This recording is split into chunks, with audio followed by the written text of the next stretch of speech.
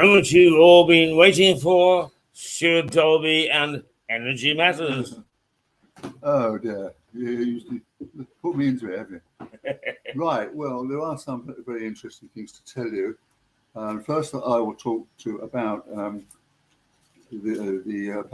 piece of paper of Sunday Times, where Ofgem, which is the government regulator, has put an alert for energy profiteering. Now, I've been going on this for some time, as you might know.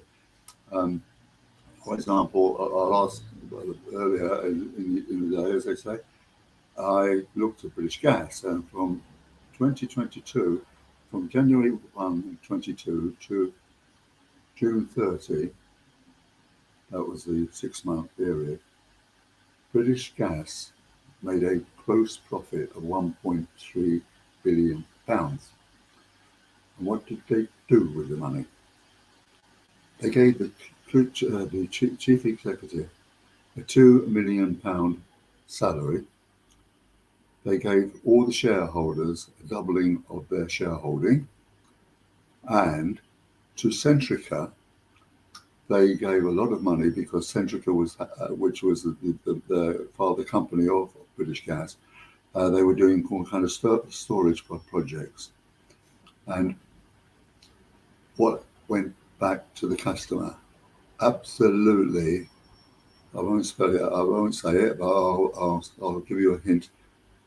That's a load of BS. Okay, the customers never got anything, and there is great profiteering amongst the big cartel of energy companies here.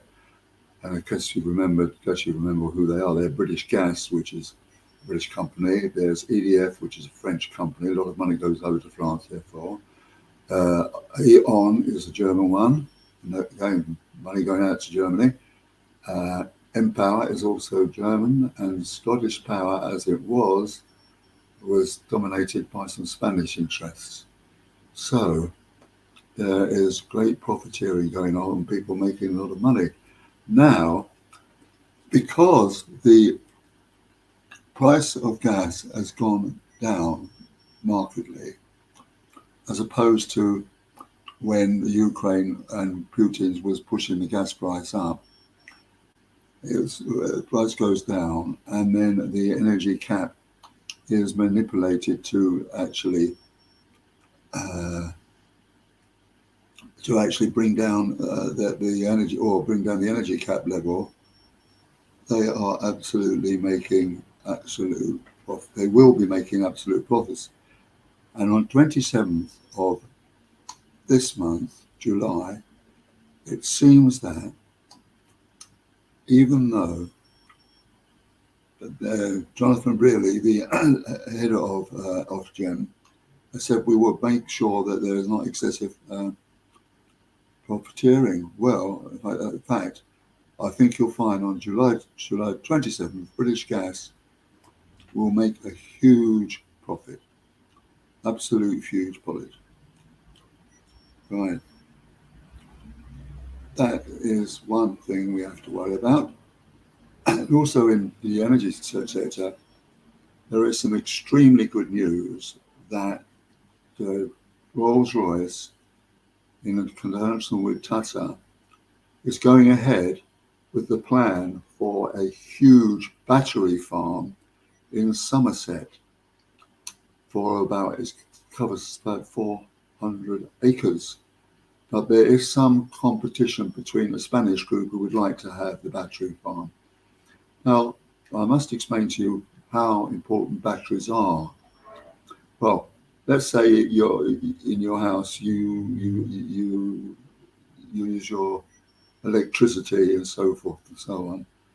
You can actually store it. That if you're talking about huge projects, right? If you're talking about renewable energy, for example, you can't store wind and you can't store solar. So the missing link in energy situations is battery storage. Missing link is storage. So you've got to have batteries that can store for a considerable amount of time. In Germany, in fact, they can store energy for over 3 weeks, which means that, we can actually carry on. But here we can't store it for very, very long. And that is really a problem. So what we have to do about that is somehow make sure that Rolls-Royce and Tata get the project. Finally, I must sort of talk to you about a project of a nuclear as a company which has come over and said that it wanted to do some actual help amendments about the nuclear plants that we've got. But that is a bit of a funny thing to say, because what they mean by doing some help to is this. In Somerset as well is the Hinkley Point nuclear plant, and they are run by EDF, and that plant does need some certain amendments, because the EDF nuclear plant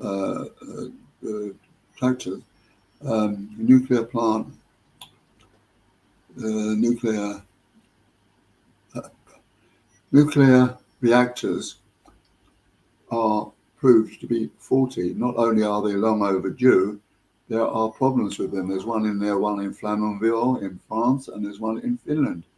So that is also a worry. Well, we're going to be worried about nuclear again. So that is a negative on the energy crisis front, as is basically the rampant profiteering of the big six. And it really makes me feel ill, I must say. Okay, Keith. Yep. I'm ready to take over whenever you're ready. Yeah. You're doing a great job here. There's no sense in me interfering, but you're the expert. Yeah. So what else have you got lined up? Well, on energy matters, that's about it. But I suppose we should revert to something local and talk about this wonderful scandal about indeed the Southover House and. So I will cozy up to you again, and become a presence. So we are the two of us in full glory, just so that we can you can see what you look like in full life. Look. Right. Now, one of the things that I mean, you started to root around and you've come up with one of the things that you found was that the local or the district council have been a bit lax in filing accounts for various things. I mean, just fill us in on that, because I can then give you a little bit more information. Well, can we put that at the end, because we need to talk about the beginning about financing and so forth. Yes. Right. Okay. It's your show. Yeah. Right. Yeah. Fine. Well, early, not this year, but before, there was a situation where Southover House, which was the council house, the head of the council house, right? Yeah. Was going to take over Charleston for 5 years, and Charleston would pay no rent. And people, the cost of actually keeping it on the road for paying its rents is £270,000 a year. Now, who's going to pay that? The taxpayers, us. 270,000 years for 5 years is £1 million coming from the taxpayers. Mm-hmm. And people are having a little bit of, it's not right. And something that really bit the basket is the local council put 28,000 quid into it as well. More taxpayers' money. And so it caused a great furore. And then there was a further development, which, and I can't really report the person who actually said it, but he went with me to the Register of Charities Trust, okay? Mm-hmm. And that showed that Charleston was rolling in money. Money in hand, these were the financial statements, right? Money in hand was £930,000, right? Assets. That's quite a bit of change. Was 8,000,000.5 thousand assets, okay? Revenue in the past year was 500,000. I wouldn't say that Charleston is broke, would you? No, exactly. Well, why, therefore, are they being given this place for nothing? Yeah. It's not, and then you get into the whole question of financing things, and if they can go 28 and so forth and so on, well, what else can they do? What else are they?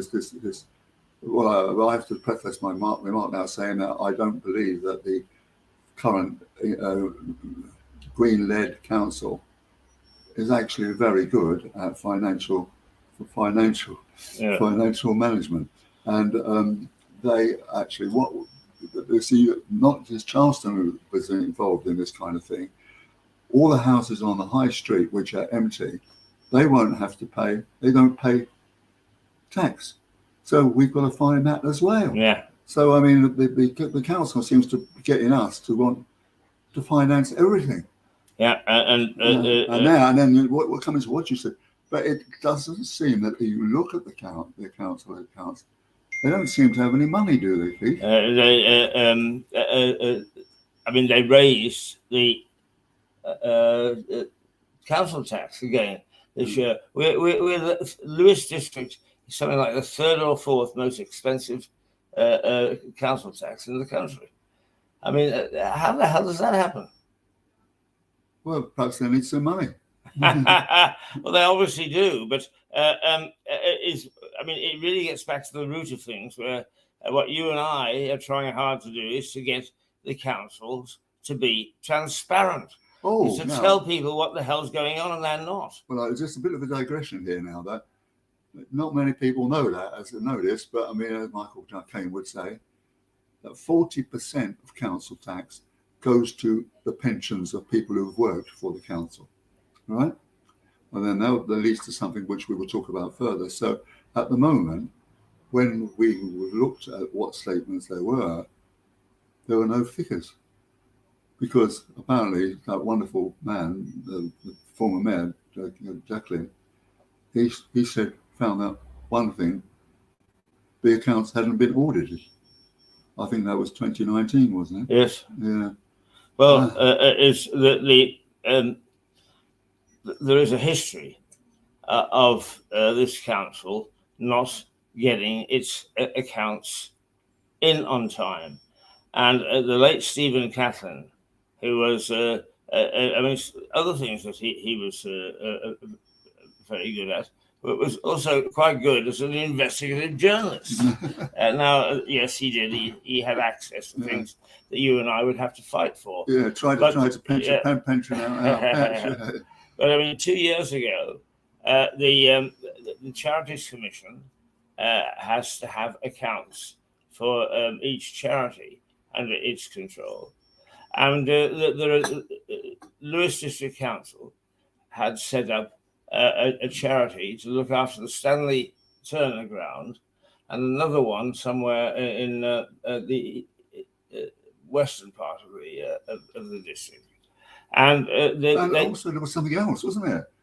There was £330,000 to build the access road to get here. Exactly. Charleston. Yeah. Oh, God almighty. Yeah. It never ends, does it? Now, the one question I have there is I don't think building roads is something that the district council does. I think isn't that the county council? County councils do the potholes, yeah, and they do all the potholes. Then one wonders who authorised, who paid for the access road to Charleston. Right. Yeah. I mean, it obviously came out of public funds. Yeah. You don't build roads Yeah. by hitting on your constituents. But Steve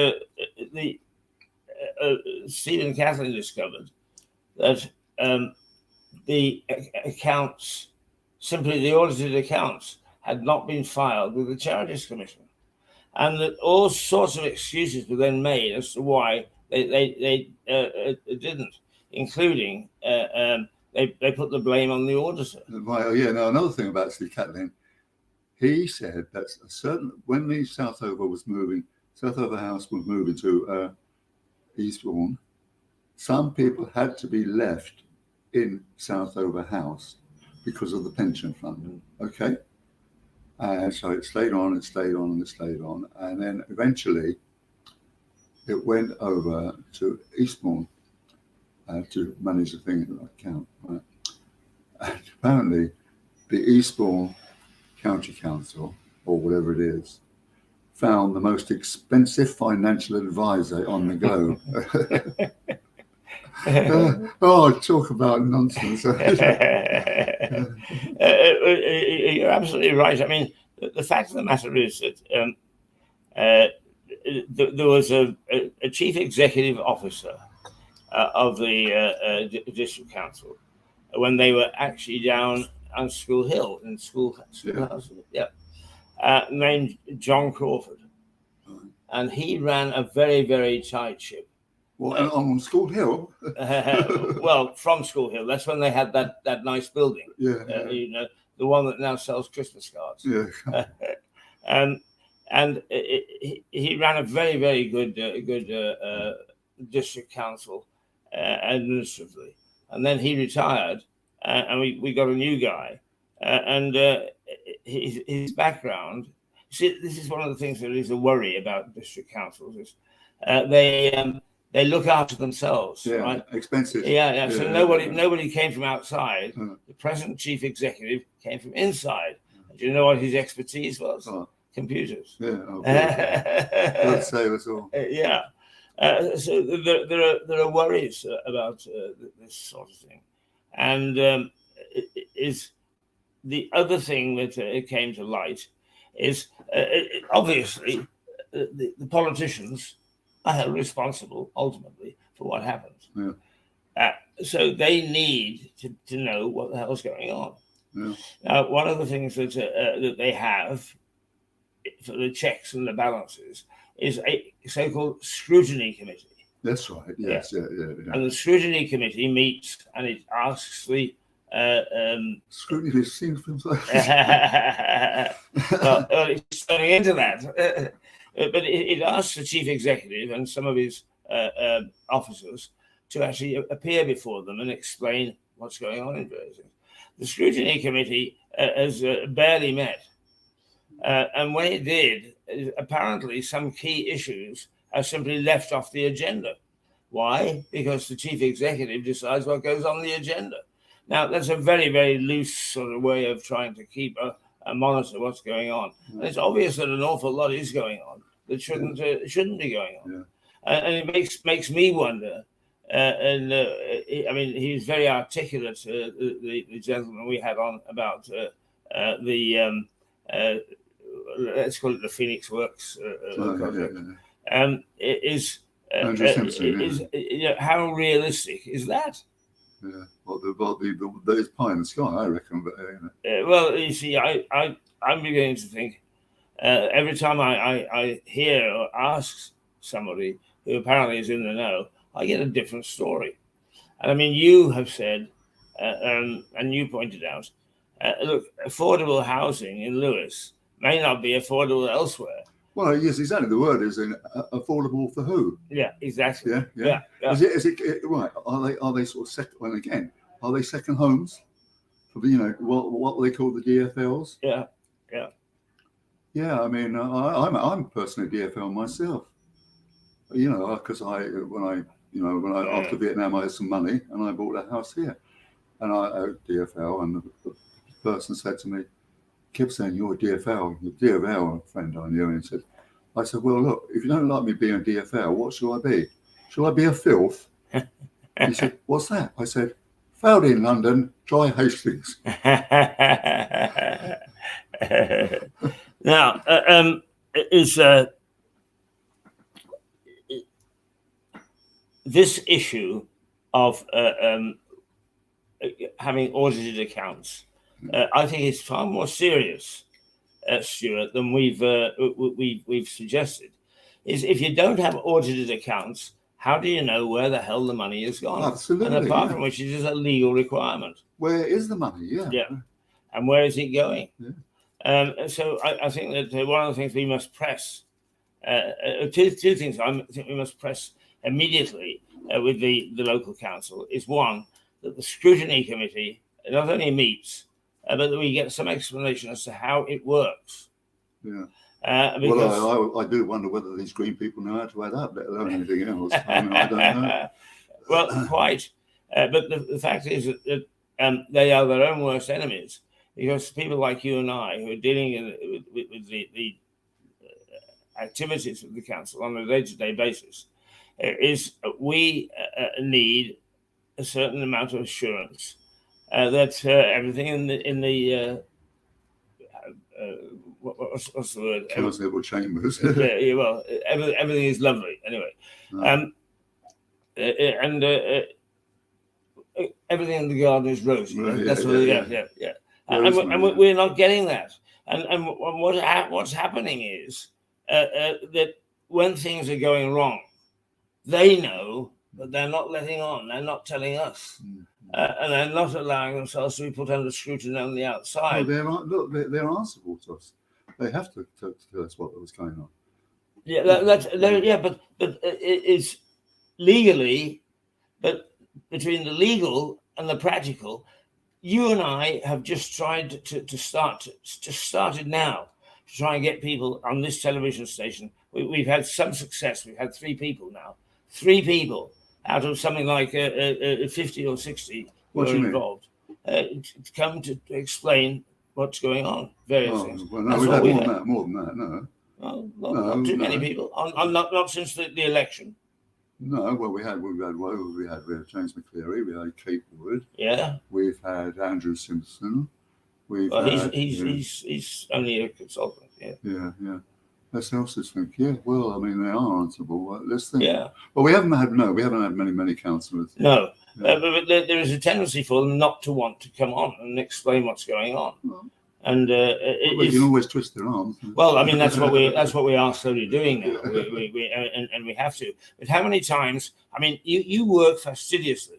You phone people, you talk to people. Please come on and so on. How many have let you down? In fact, and when it comes down to it, is out of the people that you've got agreed to come on, is about a third have actually made it in front of the camera. No. We've got on about we've done 25 people, something like that. But of course, I know you've done 25 people, but some of them are very interesting international people. My friends, yeah. Well, I mean, not only your friends, but I mean, you've had some very interesting people, but only a few to do with local council, local governance. Well, we've had James Herbert, the Green guy, and we've had Mrs. Marple, haven't we? Oh, right, yeah. Well, she sounds like the Agatha Christie person. Is it Maple? No, Maple. Yeah. Oh, yeah. Oh, it's Miss Marple in me. Yes. But they've got to be we do have a good time. But I mean, really, you see, we're starting off today with the Nigel Farage thing. It doesn't matter what you think of Nigel Farage. The fact is that the banks did things and they lied. They tried to cover it up. Yeah. Because they were not at all sure that they were on good ground in what they were doing. And they weren't. And we've got to make sure that our local council are on solid ground when they spend our money. Well, you see, this is very, very interesting. I think we'll make it like this, that because of the royalty, basically, we are a deference. society. You know, Yeah. God bless you, man. God bless you. Yeah. God. Or you say to your boss, God bless you, governor. Really, really, really. And it all comes back to the class system, doesn't it? The coots, they don't deal with people who the Victorians used to call the lower order, lower orders, which is us. Yeah. And that is seems to me is the biggest curse on British society. Yeah. There's this deference. This class system, this awful thing. I couldn't agree more. Yeah. The only thing is, of course, is that in some ways the class system is changing because at one time the top knobs, if you like, were the landed gentry, the people with estates and that sort of thing. Now there are CEOs who are earning a few million a year. Well, that's good. Well, particularly in the bankers. Absolutely. They get paid fortunes for doing the BA. Exactly. And for actually, in my opinion, is developing banking to suit them, not to suit their customers. Right. Would you say that's not good marketing? Would you say this society still has a sort of quality of opportunity? I think it's a difficult one to answer, Stuart, not least of which is, of course, is that leads us on to another thing that's happening is the Sunak has caused another storm in the last couple of days or so by saying some of the degrees that we're turning out aren't worth the paper they're written on. Quite right, because the mistake was by Tony Blair and John Major, because they upgraded tertiary colleges and so forth and so on into fully flowed universities. Yeah. And you've got people taking degrees in hairdressing, or car cleaning, and all that kind of thing. But I feel the answer to this is to revert to the apprentice system. Yes, I agree. I think that is really a really good thing, because a degree is no longer a passport for a job, because it's overinflated. All people have got degrees in God knows what else and so forth and so on. And honestly, the degrees they get are not suitable to the job. But if you have an apprentice scheme, which I think can take 7 years, can't it? Yes. You've got wonderful plumbing mechanics or whatever it is, or so forth and so on. And that's what should happen. Now, it seems to me that you just triggered a thought in my mind as to someone that perhaps we should get on this show, and that is Lord Baker, Kenneth Baker, who lives no more than about 2 miles from here. Yeah. Because he was given the remit, certainly up until just a couple of years ago, and perhaps he has still, is being in charge of apprenticeships, of trying to develop an apprenticeship scheme.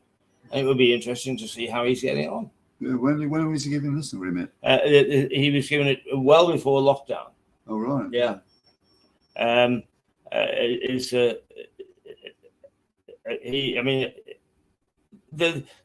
government does give these sort of committees, as it were. You don't hear much about, but he had that responsibility. So what happened during that time? I don't know. I mean, you must distinguish between a vocational degree or a vocational sort of. Yeah, and there's guys who are not bright, but they can. Well, in fact, one of my stepchildren wasn't very, very bright at school, but he was brilliant when he went to a garage. Yeah. And now he's doing fantastic things with cars and all kinds of things. Well, most of the self-made men are people who didn't go to university. They didn't were deemed by society to have the nous. But the fact of the matter is quite right, Stuart. You and I both have degrees. Neither of us boast about it particularly. I mean, mine is in Latin and classical studies, all bloody things. I mean, well, mine is in economics, and it was a tutor. Do you know what a tutor is? It's that is the second-class degree and second in it. Is that right? No, it's a tutor. There's the first, right? Yeah. Then there's the upper second. Right. and then it's the normal second, Right. And it's based on Desmond Tutu, the South African cleric, and I got a tutu, yeah. But I got a degree in economics. But thank God it did me. I can't even count from 20 to 1 now. Well, my job as an economist, I couldn't get the job based on my degree, and so what good has it done me? Basically, it's not done me any good at all. Yeah. No, I mean, I think that people still do look at you and say, "Oh, you got a degree," and that adds a certain amount of respect. But you're quite right; it hasn't done much in terms of the advancement.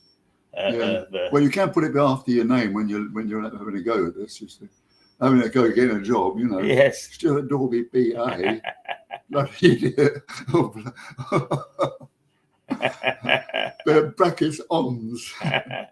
Now, Stuart, is like all journalists, we can only look at so many things at once, and we were paying a lot of attention to the development, the Phoenix development. Let's go on quiet. Have you got anything updated on that? I haven't heard anything at all. No, I think they're just waiting. But we did actually discover that on the accounts was 21, they were £8 million losses. Oh. See, I always had a feeling, I don't know why, that human nature doesn't have much money. Mm-hmm. And I think what happened that when they did a project up in Doncaster, they were doing it by funded by charities and foundations, so forth and so on. Now, when we talked to Andrew Simpson, he said that money we've got at the moment to get started is by 3 donors here, 3, philanthropists here. And we haven't heard anything since, but we have been poking around amongst their accounts. And it seems that really they haven't got any money. So unless they get investors flooding in, Well, quite so. Yeah, it's just another dead duck. Well, I don't think it's just the money. Money's the big factor, but I don't think it's just the money, because also people people saying we don't want a four-story overlooking the Pells, and you've taken over these. Remember the protest about the trees? Yeah. 83,000 people protested about what they're doing to the trees. Yes. And they're doing all kinds of things which people don't like. And if you look, along the sofa, you've got these terrible blocks over the trees. When you see the latest sort of PR thing, they look like a block of prison blocks. It's not very attractive. And then the Green Party thinks it's going to be a utopian town. Uh-huh. Yes. Well, I mean, as you point out, I mean, to be quite honest with you, okay, they've only been in power, total power, for 4 weeks. So I suppose that we have to be a little bit patient. Yes, we need to just give them a chance. But as you said, that they are managerially incompetent. And I think that what they've got to do is to start to prove to the electorate. You see, the thing that really is bothering me about national, local government, big business, and so on and so forth is you talk about the class system is, but big business and politicians are treating people, the electors, the people that put them there, with disdain. Is I want your vote. Look, this is what we're going to do, and they get in. And how are things going? Oh, well, we're not going to tell you. Who the hell do you think you are? You're just a voter, and I think that's got to change. There's got to be much more transparency. Otherwise, they could do anything. We could be bust, and nobody would know it. But I'm not absolutely sure that it's all they're trying hard to hide things. I think they just don't know how to do it. Well, and somebody who is very knowledgeable in these things, he said to me this morning that there's two ladies who are actually going to be looking at it who are not politically involved, and I think it, they will find that the accounts don't look very good, if at all. Yeah. If they exist at all. I mean, if you go on sort of a district council financial statements, God, that doesn't come up with very much. No, and I mean that is okay. There may be good reasons why it doesn't. We can sit here and say, look at these financial statements and so on. So this is disgraceful and so on. But nobody from the council comes back and says, "Hey, listen, you chaps, you got it wrong. This is the situation." Well, last time I remember when we said to Andrew Gimson, I said, "Look, I didn't work for the Financial Times for 23 years, 36 years for nothing. Well, I can't read a balance sheet. I certainly can read a balance sheet. And I'm telling you what this one says. Yeah, and not very nice things for you, mate." No, that's right. But they, even then, if this is what the balance sheet says, is face up to the situation. Tell us what you're doing in terms of addressing it, and then keep us informed as you go along. They don't. They go and they hide. Yeah. And it is, if you read social media locally, they tinker at the edges. I have a dog barking all night and next door, and some councillor pops up and says, "Oh, let me know who you are. I'll look into it." Well, yeah, okay, that's very good, and really, that's part of a councillor's job, is to look after things like that. But it also, collectively as a council, is how much money do they get off us in council tax? In total, how much it goes? How much do they get off us? I don't know. I don't either, and I think that we need to find out how many thousands of pounds the council. Well, through council tax, it would be very interesting to know, wouldn't it? Yeah. Certainly, mine went up very sharply. Yes, it did. Everybody's did. Right, it is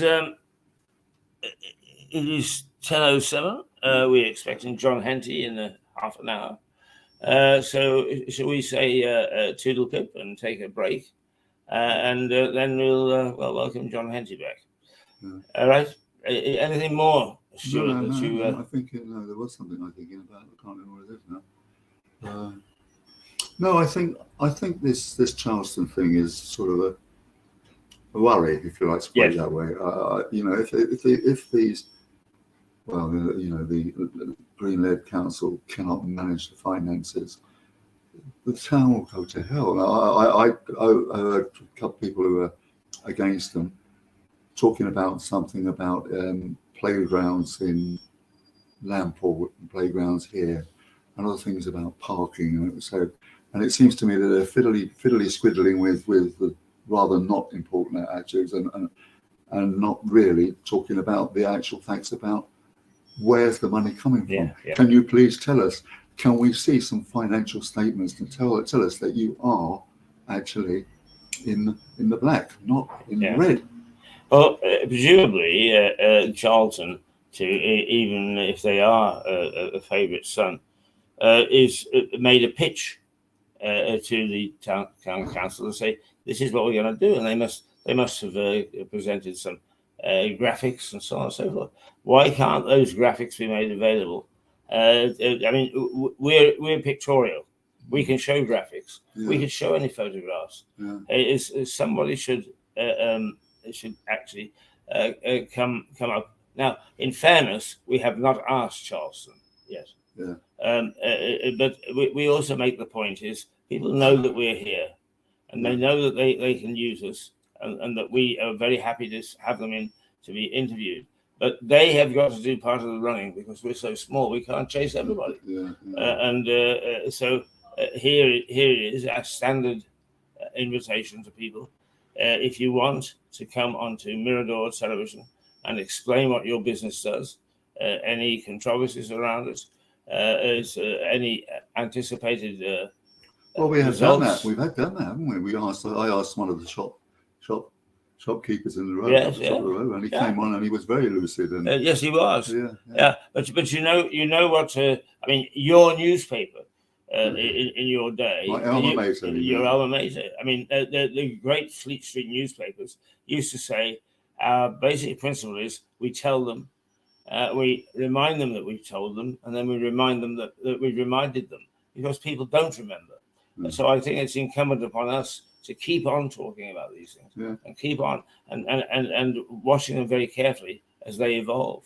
Yeah, well, but the joy of the Financial Times is that it's totally objective.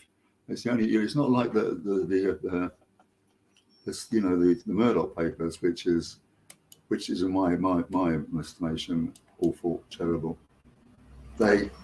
He's basically gutter press. I mean, he stokes the lowest common prejudice.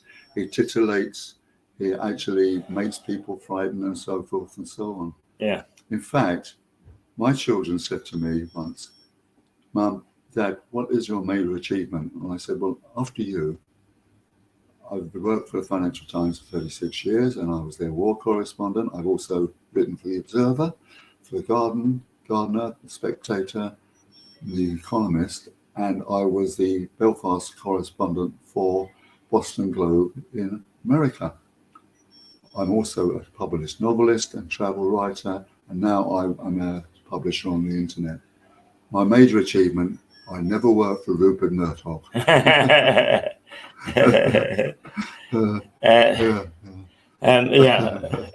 I mean, I am making the point that the basic principle, though, of the great Fleet Street newspapers, in which I include the Financial Times, is that they kept on telling people. And this morning on the front page is this battery story that you told us, and I can guarantee that story will now, between now and in a couple of months' time, appear in the Financial Times a good 5 or 6 times. Yeah. It's been updated. Look, what happened when I joined the Financial Times, when it was just a financial rag, all it did was report on the city and so forth, okay? Gordon Newton, then, who was the founding editor, he was interested in the city and so forth. So we didn't do anything about, or it wasn't considered a Fleet Street newspaper, let's put it that way. And he actually, when, it was about, the news was about company, that was what news was, company news, right? And if you got something wrong, like you said wrong, he threatened to fire you. So that meant that we had to develop, on the one hand and on the other hand, type style of writing. So you'd say, right, you may can well understand that York Mining has been very upset by the shareholders because of X, Y, Z. But on the other hand, it's quite clear that, and at the end of the day, you've not just said some subject objective. You set a thing which is totally balanced, and so the reader can make his own mind up, because it was balanced writing. It's just what the situation was, just a report. And therefore, it was a fantastic paper to work for, and it also carried me through my entire career, because people would say, I always wrote balanced articles. Okay. Yeah. Yeah, and it just carried me through my life. But eventually, because once they got some money, because he made loads of money by going to the stock exchange and making them pay for putting councils on it, and he started going international. And I was the first, so far, only full-time war correspondent. I became FT's war correspondent. Yeah. Nobody knows that. Yeah, but it's a great paper, I have to say now. But it's also a bit like the Premier Football Club, because it's globalised. Whereas the Guardian, the Times is, okay.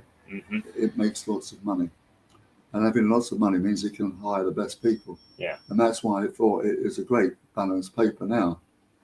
Where we have really good writers and so forth and so on. And I think but you wouldn't get that with the other papers, and that's why when I see some stuff on the Daily Mail, which saying these bloody terrible things, blah, blah, blah, blah. The FT doesn't do that. It just gives you an objective story, doesn't it? Yes, it's. I mean, that's another debate, which not for today because it's too long. But of course, Andrew Marr's history of journalism, he points out is that the so-called bias in English newspapers has always been there because the first journalists were those who were against King Charles I, and they used to hammer up a pamphlet, anti-monarchist pamphlet, and then run like hell because if they were caught, they had their heads cut off. Oh dear. But I mean, in many ways, it is interesting that those people who have very little knowledge of journalism, they sneer at various newspapers. But we are very lucky in this country because we've got the gamut. I mean, from the Daily Mirror on the left, right across to the Daily Telegraph on the right, and in between a whole range of opinions. Oh, people have back in the day, a terrible view of journalists. Do you remember? Oh, don't you remember Lord Kitchener in Sudan? What did he say? Out of my way, you drunken slobs. Yeah. But I mean, journalists do not get the kind of kudos they deserve, in my opinion. But I do agree that when you get to gutter press, then you shouldn't be dealing with it. Well, of course, part of the problem is with us is when we report something that people don't like, they blame us for it. Yeah.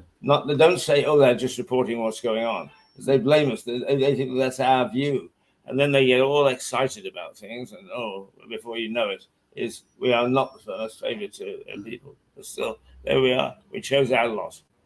Okay, we'll sign off for a little while. Just to let you know that it is now 10:17. That a moment ago it was 18 degrees, so it's climbing towards its 24. Oh, I've just forgotten something. Right. Going back to Energy Matters. Okay. Yeah. Now there's a very interesting story in the Investors Chronicle, to which I am totally devoted for my ISA stake. The rich North Sea, new opportunities beckon in industry in transition. That means that people can invest in things in the North Sea, wind farms, basically. But also, because, as I keep saying now, there's not been enough investment in renewable energy, that there are opportunities in fossil fuels company, because they're like BP and oil and gas and so on. And so the whole thing is that we're now back to a situation where we've got to deal with fossil fuels, as you know. And I remember there was a community down the bottom of town. No fossils, and then the music. What is it called? The BBC proms. Yeah. All right. There was a protest by the fossil fuels, wasn't it? Right. And what happens was, I went down. People saying no fossil fuels here, and I said, "Excuse the pun, but you're blowing in the wind." I said, "For many, I can tell you why. For many years now, I've been writing about renewable energy. And I know for an absolutely incontrovertible fact that there has not been enough investment in renewable energy to make the energy mix. There has to be a bridge. If we're lucky, it's a gas bridge. If we're unlucky, because gas is less oil polluting, a carbon polluting then an oil bridge, we're in for bother. We are going to have, not only lots of carbon emissions, but all kinds of problems with it. Right. See? There you are. There we are. You heard it first. Yeah. Okay. Yeah. We'll see you later. Thanks, Stuart. But not only Energy Matters, but also as you are rapidly becoming our local expert on local governance. And it's important that we have that, because we do say one of the reasons for the existence of Mirador is to be the watchdog. Although we've done some of that, we haven't done it anywhere near as much as we started to do it now. So watch for old Fangs here, because he's got a bite that matches his bark. Toodles. Hang on, Timothy.